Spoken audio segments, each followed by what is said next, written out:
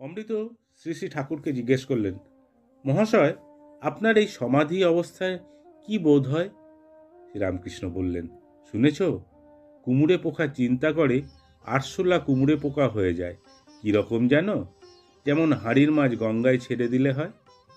অমৃত জিজ্ঞেস করলেন, একটুও কি অহং থাকে না? শ্রীরামকৃষ্ণ বললেন, হ্যাঁ, আমার প্রায় একটু অহং থাকে। সোনার একটু কণা, সোনার চাপে যত ঘোষণা কেন, তবু একটু কণা থেকে যায়। আর যেমন বড় আগুন, তার একটি ফিনকি, বাহ্য জ্ঞান চলে যায়, কিন্তু প্রায় তিনি একটু অহং রেখে দেন বিলাসের জন্য। আমি তুমি থাকলে তবে আস্বাদন হয়।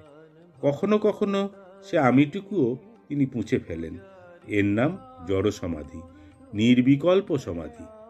তখন কি অবস্থা হয় মুখে বলা যায় না। নুনের পুতুল সমুদ্র মাপতে গিয়েছিল, একটু নেমেই গলে গেল। তদাকার কারিত। তখন কে আর উপরে এসে সংবাদ দেবে সমুদ্র যে কত গভীর।